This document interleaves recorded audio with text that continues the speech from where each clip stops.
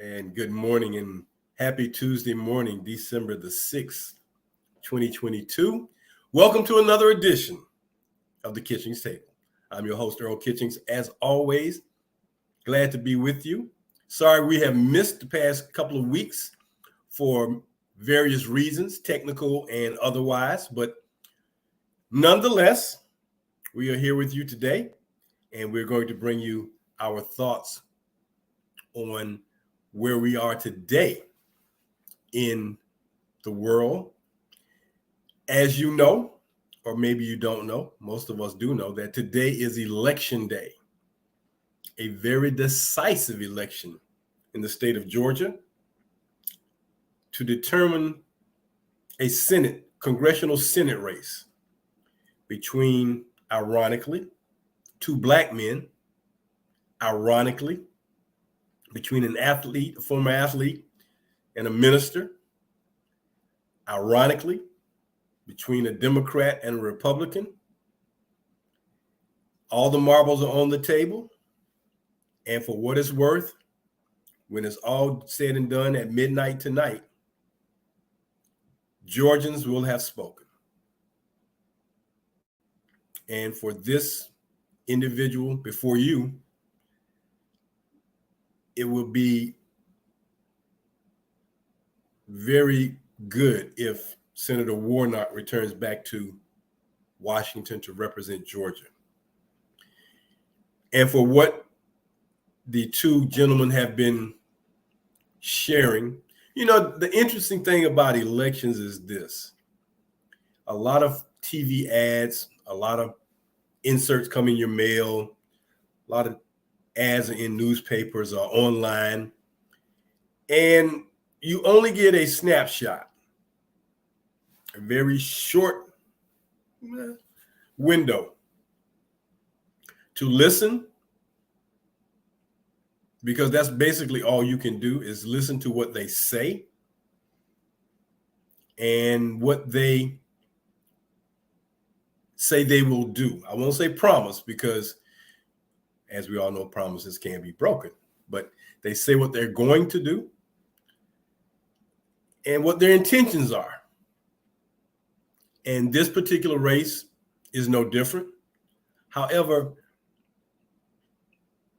I'm not sure if the former All-American running back from Georgia has actually said what he's going to do if he goes to Washington. He's given a lot of points about other things, and it sways people not to really want to support him. The reason why he's getting so much support is because one political party just wants to try to use that position to have an advantage. Not so much that he's going to make any dramatic changes or say something politically motivating or going to have the best interest of Georgians at heart. I don't know if he's ever spoken to that point, and if he has, we just have not seen it or heard it. However, the things he has given us in terms of what he's talked about are somewhat puzzling. So it's going to be interesting to see what Georgians have to say.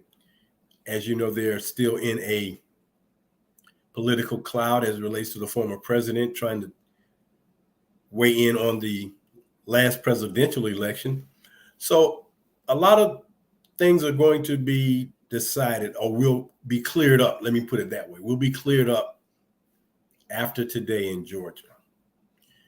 It looks as though the House of Representatives will narrowly be held by the Republicans, but the Senate right now is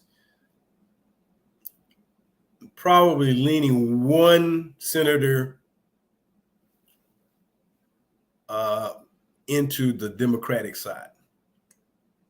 But it's just interesting how they were able to craft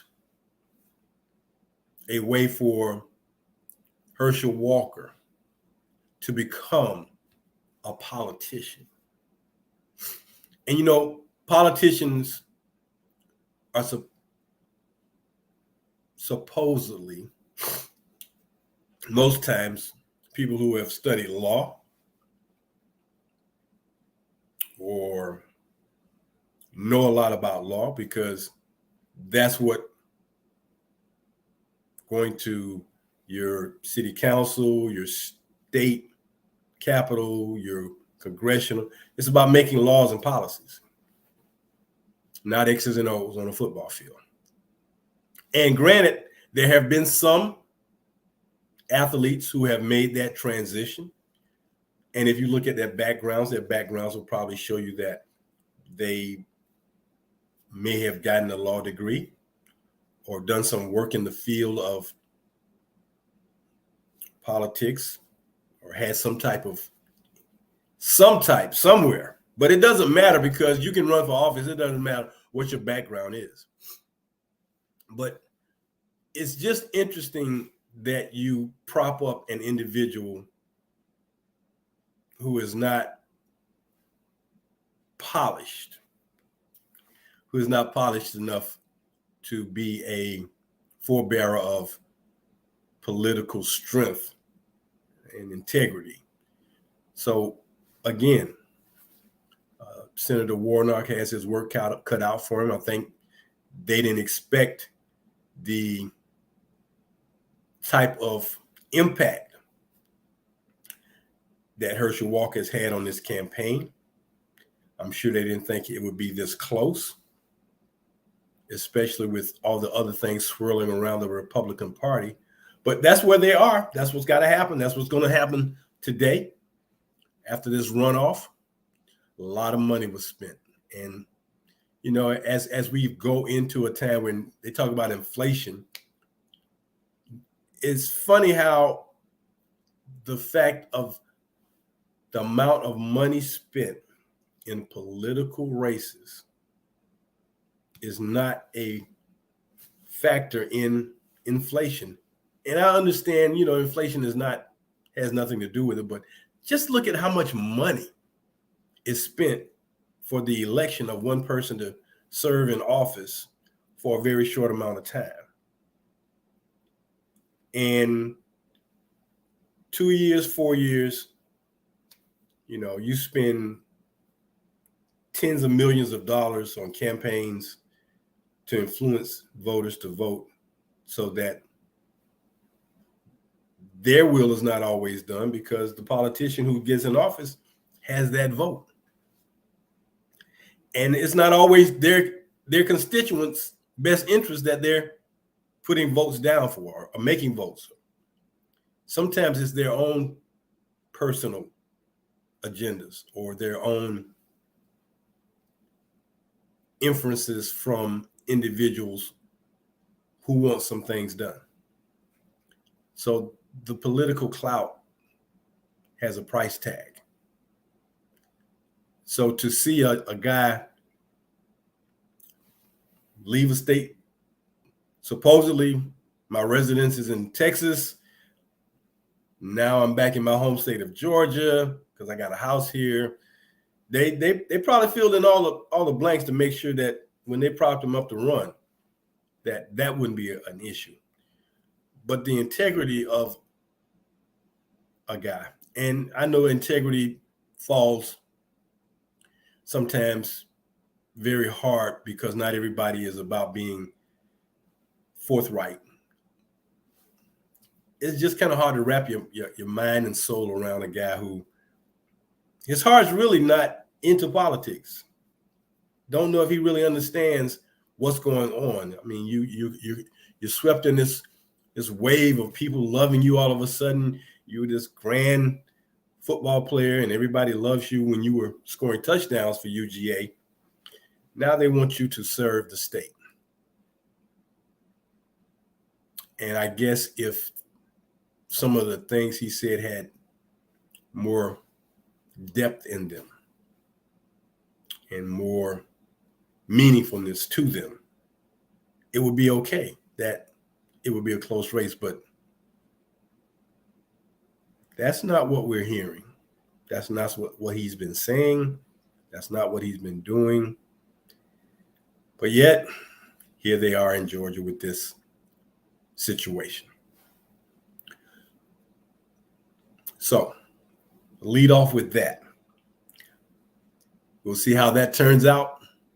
And next Tuesday, we'll touch on that briefly to see what the outcome really was. And if it really is going to help Georgia, be a factor in the Senate. As we get ready to go into the holiday season, and I'm going to say it because it is going to be Christmas. That's why we have December 24th and 25th, Christmas Eve and Christmas. So that is the season. And then everything else around that is holiday. But the primary thing is the birth of Christ, and that's what is celebrated. So it is Christmas. But as we prepare for that holiday season, I just want to go back to the holiday we left in November, which was Thanksgiving. And when a lot of people shared their greetings for Thanksgiving, I was compelled to flip the two words around, not Thanksgiving, but giving thanks.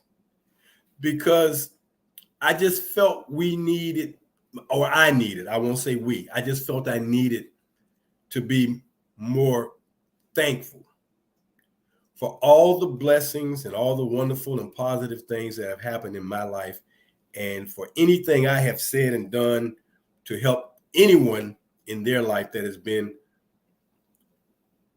helpful, and just giving thanks for all these things. So instead of saying Thanksgiving, people said Thanksgiving. I said, well, happy Giving Thanks Day to you. And I had people say, well, I like that, Earl. I really like that. And they started saying, I'm going to start saying that. Happy Giving Thanks Day. And as we give thanks, as we gave thanks, as we give thanks each and every day, because even though we bundle it into a season or a day, and that day can't get over fast enough before they're rolling out the next thing for going into the next holiday season, which is Christmas. It's an interesting dynamic.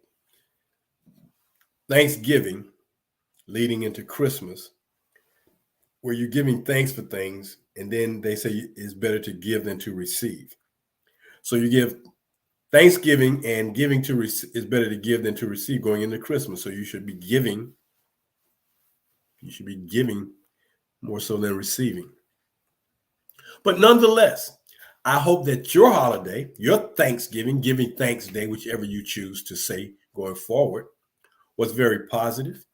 I hope that the people in your life, in your sphere, whoever is in your presence, has been positive, and you've been positive for them. And as I say, as we close the show, do something good and positive for someone else.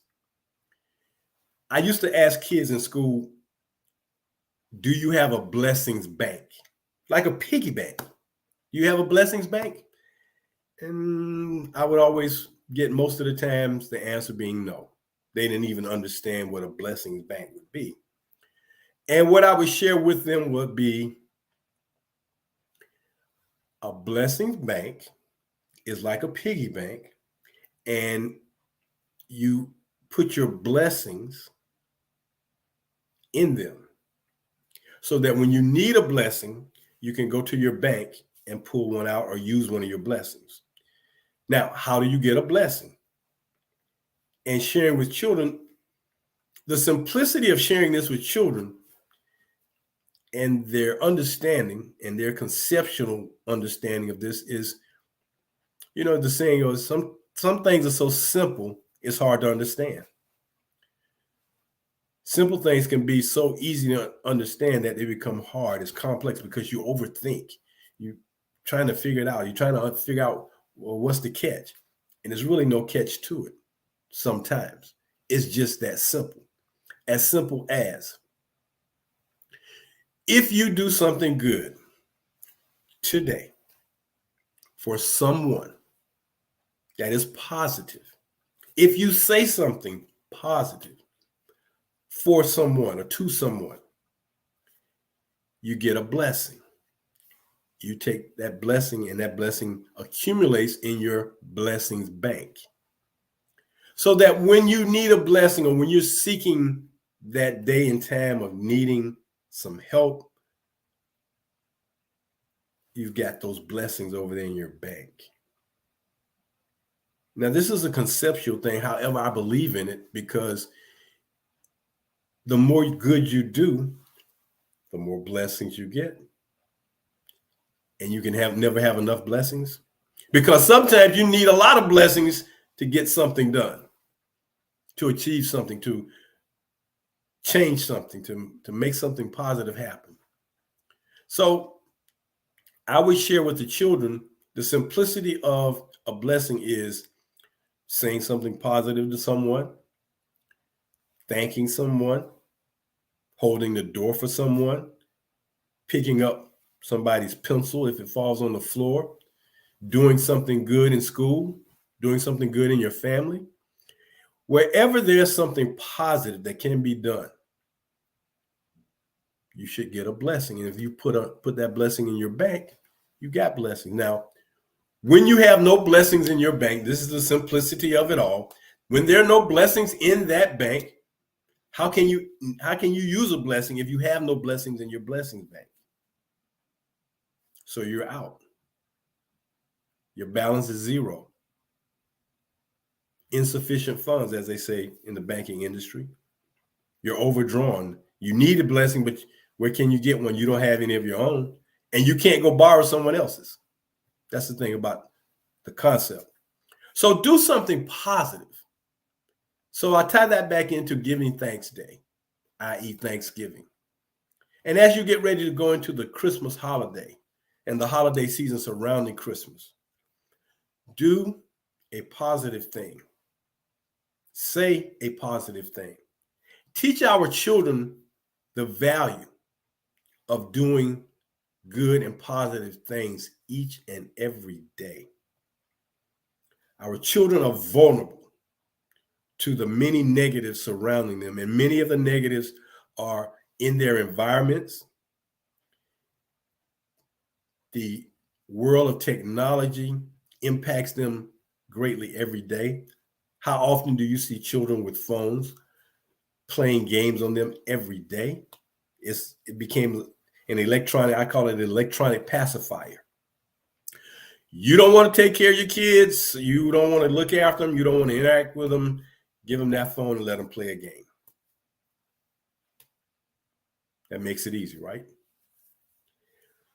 But give them and show them positive ways to be good and productive and helpful and friendly to other people. Because there will come that time when they may need someone to show them some love and some care, or give them an uplifting word.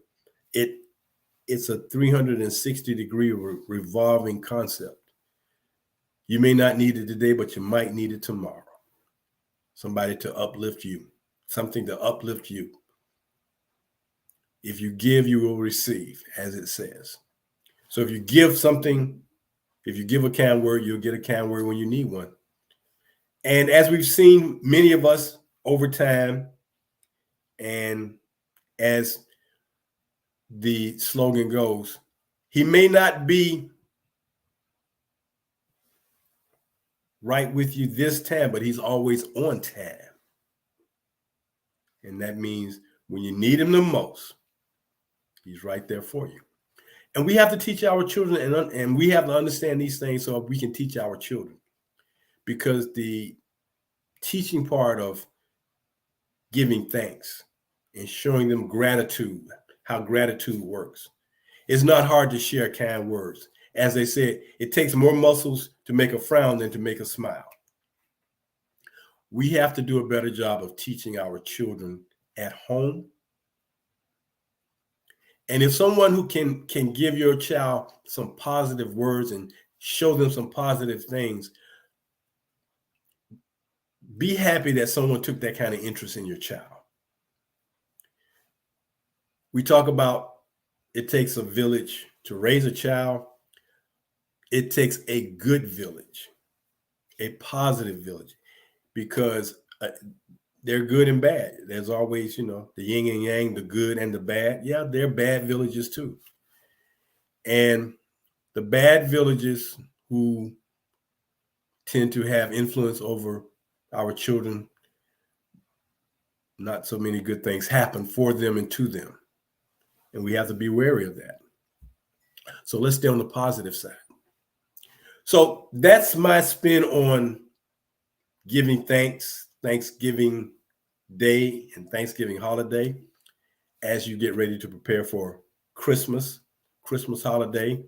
For those of you who celebrate Kwanzaa, no matter what you're celebrating, it's a time to celebrate life.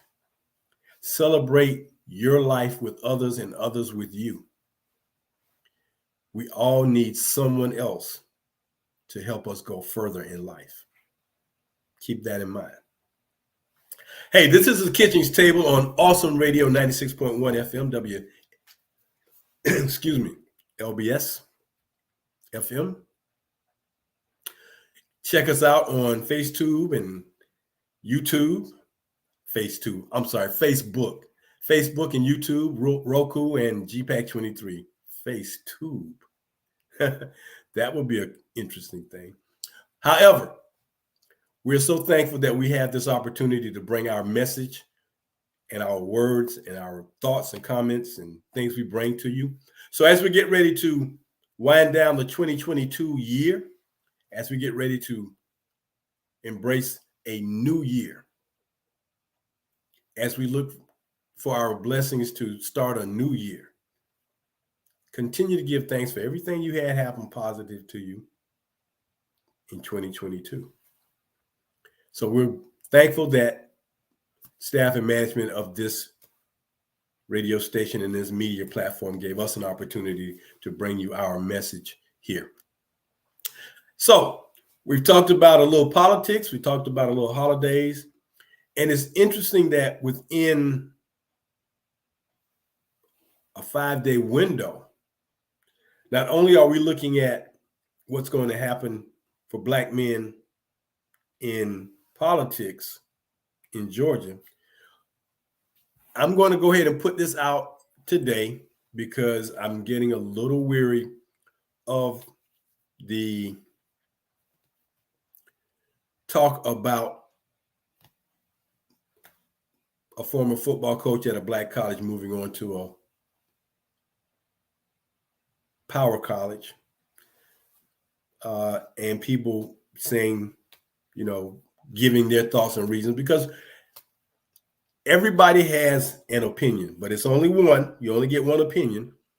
And whether you are in favor or disfavor with the former coach at Jackson State, Deion Sanders, accepting a job to go to Colorado to coach their football program, that's your preference and your prerogative. You can be upset or not upset about it. And it's unfortunate that whatever the disenchantment is from many people it tends to, bring about some things that let's look at the whole picture. Because in the business of sports, and again, I remind you that sports is entertainment. It is not a do or die situation or job where you must have it. It is entertainment. And because it's entertainment, we have to look at it from a different kind of lens. But in this world of sports, which is of entertainment and a business decisions are made every day. And not all business decisions sit well with us. Not all business decisions are done 100% correctly. Not all business decisions are for the betterment of everyone involved. So I've taken Earl Kitchings, I'm taking the posture of this.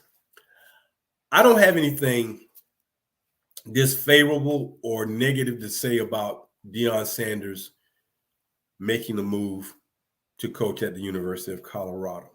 And I say that from this perspective.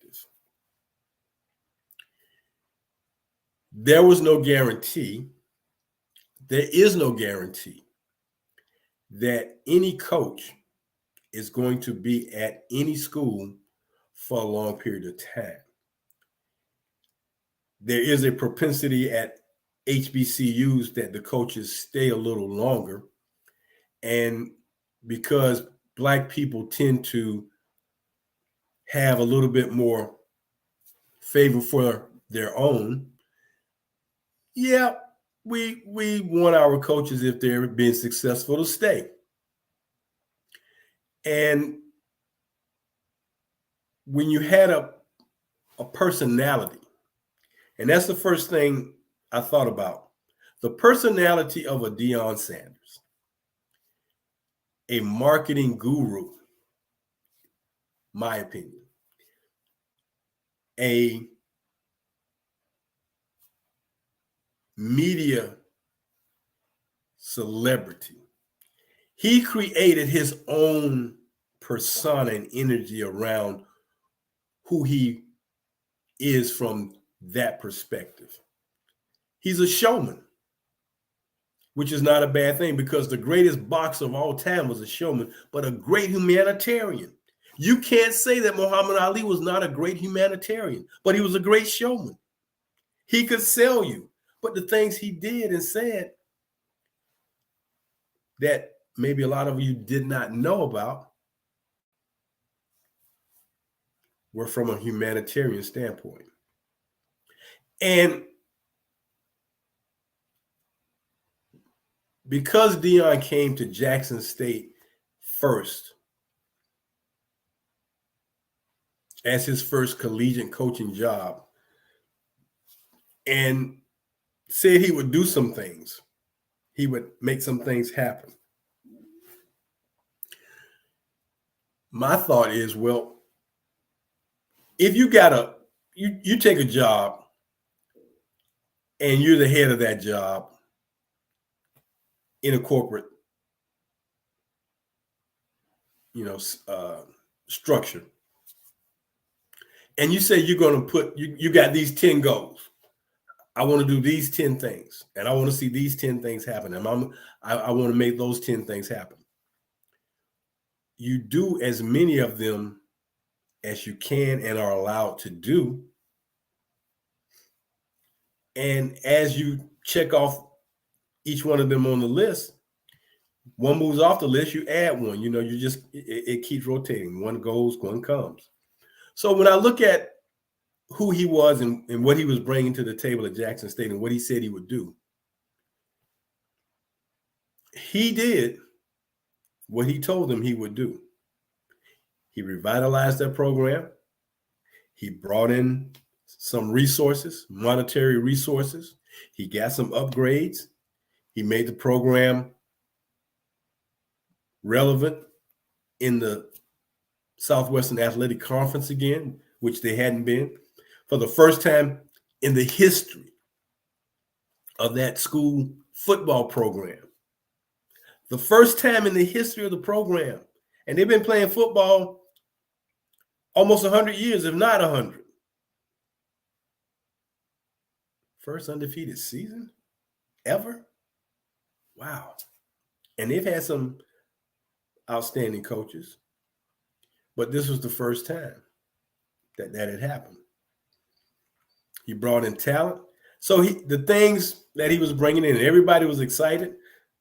The guy was on 60 Minutes, Good Morning America, College Game Day, all these things because of this personality of who he is and what he was doing and how he was making things happen for that college and university.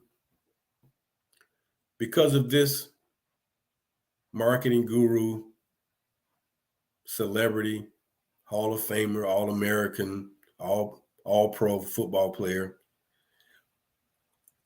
You know, remember when he first started playing professional football, when he left Florida State and went to the Atlanta Falcons, who drafted him, he went to the Atlanta Falcons with the moniker Prime Time. And they had a whole media thing about that. He had already started his own line of product. He had already created that. He knew he knew how to market. He knew what it took. And oh, by the way, he is the only other athlete to play two sports in the same calendar year. And not only that, you know, to talk about who he really is, he played a football game and a baseball game on the same day. So he had all of these things working for him. And of course, if you are in charge of something, you're going to put as many positive things out there that you want, that you intend to do, and reasons why you want things to happen as positive. You don't need to say the negative thing, because negative wasn't going to bring him, you know, great talent, going to get him resources to build better facilities. That wouldn't happen. So you say the things and do the things as long as you can to make those things happen. I have yet to hear anyone from the Jackson State athletic program, athletic department, school administration be in disfavor with the fact that Deion Sanders made a decision to leave. It may not have been the right timing, but don't begrudge him for making a business decision and a decision, as he states, for a better opportunity. As I indicated earlier, the season started off in 2002 with 7 Black head coaches at major college programs. 7. Before Deion took the job, there were only 4. 2 were fired, 1 resigned. 1 was at Stanford. As a matter of fact, 2 of them were in the Pac-12, Arizona State and Stanford. Colorado hired him, and he becomes, within a 20-year span, the 4th Black head coach at Colorado. It's not easy coaching and having outstanding programs at that level when you're one of the top 50 football programs in America at the highest level. It's not easy. It's really not. And when you see the success that the Clemson has had over the recent years, Georgia is now having, Alabama continues to have, even though they lost 2 games this year, and people say, oh, Alabama's down. Okay, they lost 2 games? No. Nick Saban revitalized Alabama. Nick Saban left LSU, went to the pros, and came back to college football. They were upset with him when he left LSU. Gave them a national championship, left LSU for the pros. Didn't make it in the pros. Got hired at Alabama. The rest is Crimson Tide history, because he revitalized that program and built it up, and he stands aside Bear Bryant with statues on that campus. So the volatile game of college athletics, the volatile game of college football, it's tough. So here you have a Black man who decided that here's an opportunity right now that I'm going to explore, take advantage of, and accept. But before I do that, I'm going to do all I can for this black college and leave it in a better state, a better position, better than it was before I got here. If we focus on all the positive things and cast off all the negatives, we worried about him leaving the way he did and him not meeting the media after they won the SWAC championship and, addressing the team the way he did. He told the team, hey, I want you to hear from me first. So, okay, maybe not everybody was happy with the way he did it. Granted, you can have your opinion and be unhappy about the way he did it. But here's the thing.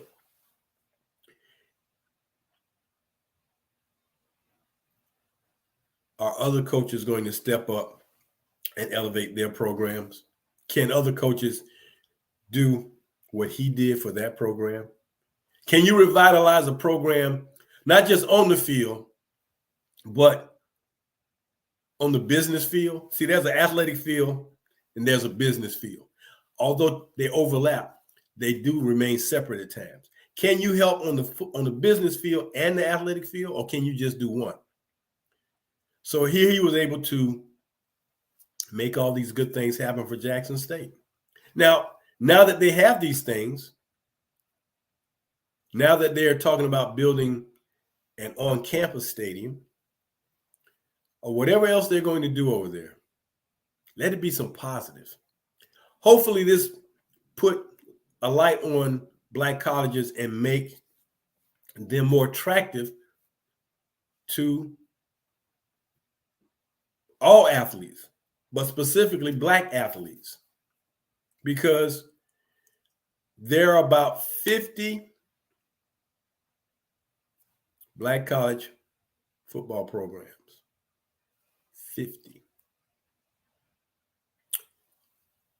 Half of that is in Division II. The remainder are Division I in all sports but football. Got to keep this line clear, straight. The MEAC and the SWAC, SWAC, are Division I athletic programs. They compete on the Division I level, like the Florida, the Georgias, the North Carolinas, the Notre Dames, the Southern Cals. They compete in that same category, Division I, in every sport but football. Football is divided into two different tiers. FBS, which are your predominant and large, not predominant, but those are the power schools. Those are the major colleges. And the mid-major, what they call mid-major. So you have that line between football programs. But for everything else, it's one-on-one. Basketball, women's basketball, softball, baseball, track, gymnastics, volleyball, whatever sports you have, Division I, Division I. And as I've shared, and as I like to say, football is the golden goose for all of these programs because it brings in the bulk of the revenue dollars. And for the non-revenue sports,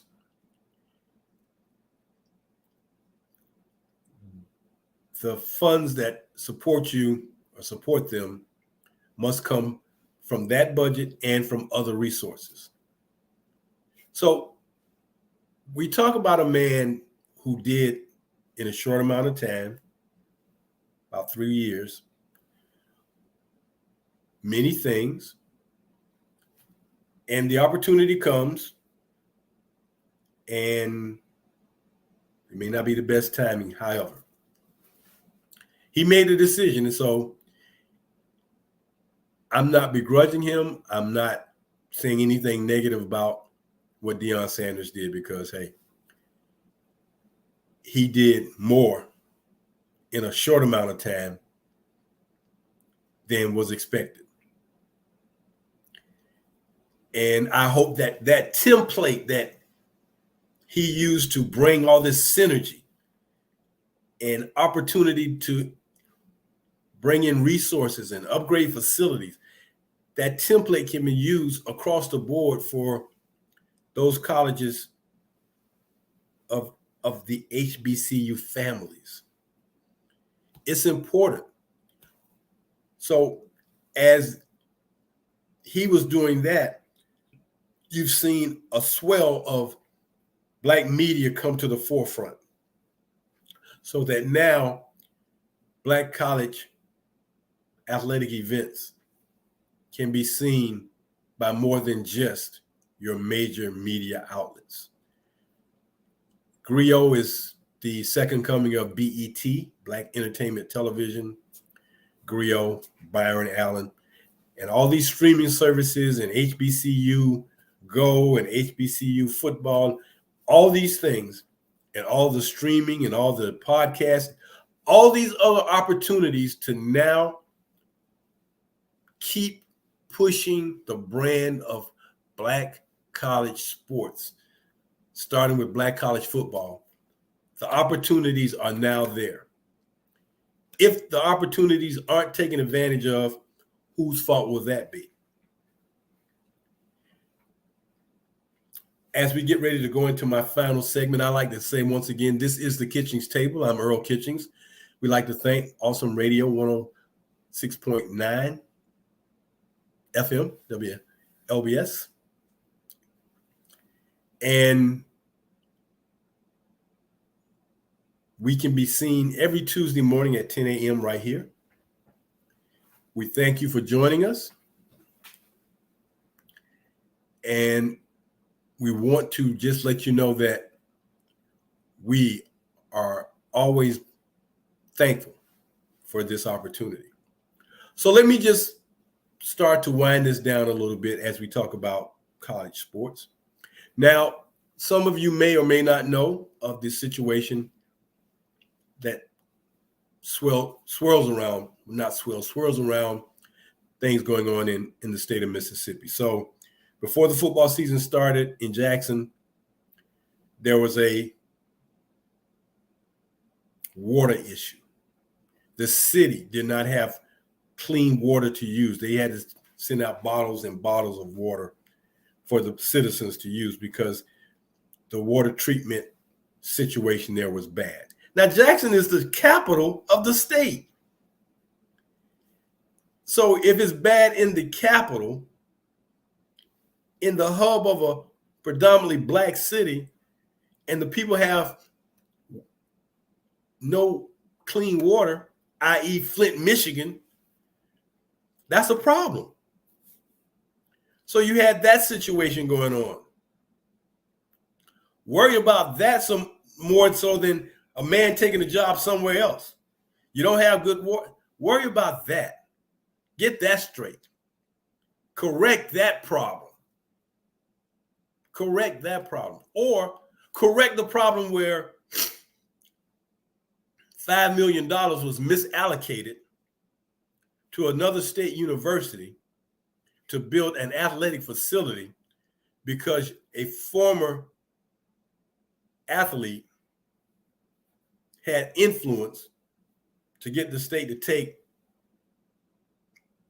to take dollars that were supposed to be for low-income citizens of the state of Mississippi. $5 million misallocated, misappropriated, whatever you want to call it. It was moved over here, and an athletic facility was built on the campus of Southern Mississippi. And NFL Hall of Famer Brett Favre had something to do with that, had influence with that, had been given $1 million in speaking fees that he never spoke anywhere, so the media says. So he's paid that back, but it's just a matter of, again, the way that was done, the way you leave a school and go to another school, you focus in on that. But the misappropriation of $5 million, which a portion could have been sent to Jackson State, maybe. You're more upset about him leaving than worrying about situations like that and any other misappropriations of funds in the state of Mississippi. Sometimes we can just have our priorities off base. What's more important, clean water or a man taking a job somewhere else? What's more important, taking your tax dollars and misappropriating them so that another school can have one more athletic facility, brand spanking new, or a man taking an opportunity to increase his coaching career? Which is worse? Why stay focused on the negative? You have an opportunity whereby not only can you influence young people, you can help groom some up-and-coming guys who want to be coaches. You don't know what kind of influence going to Colorado is going to have. So let's wait and see. And no matter what happens, you won't be able to ever say that he left that black college in Jackson, Mississippi, that going into his final year of coaching at that black college in Jackson, Mississippi, where the water system was offline for weeks, bottled water had to be sent. You won't ever be able to say that he left that school, that athletic program, that football program in a worse shape than when he got there. Let's check the boxes. Did he do good for the school in bringing in resources? Check. Was he able to bring in opportunities for exposure? Check. Did he excite their fan base and alumni? Check. Did their attendance rating this year outpace everybody else in the football collegiate series? Check. Check, check, check. Let's count the checks and not worry about the X of a man taking a job. See, we focus on the positive. We don't have time to worry about the negative. So if we can get that to happen for 50 other colleges, I'll take it all day, because that's what's important in the long run. In the long run, if you got these things going for you and working for you, that's what's important. So I'm going to end my conversation about Coach Prime and what he did by saying, thank you for all the good you provided to one college, because that's all you could provide it for. Thank you for all you could and giving all you could for those young student athletes who believe in you and you believe in them. May you be favored to have a good career at your new employment, because you definitely put a bright spotlight on HBCU football in 2022. So I'm going to leave it there, because the rest of it, I can't change it. And it is of no consequence to me other than the fact that for all the good he did, I'm going to abide by what he did that was good and cast off all that other negativity. That's going to do it for me today here on the Kitchings Table. Once again, we'd like to thank Awesome Radio, 106.9 FM, for being on our side, giving thanks to them for helping us to bring you messaging. So until next time, Tuesday morning, 10 a.m., join me. We're getting into the holiday season. I got some new nuggets I'm going to share with you. some new things that we want to give to you. Join us. Tell someone about what we're doing, what we're saying, and let us enlighten you as best we can, and let us give you all the positiveness that you deserve here on the Kitchings Table. Until next time, I'm going to say bye-bye. Take care. Have a great week. And again, do something good for somebody else. Bye-bye.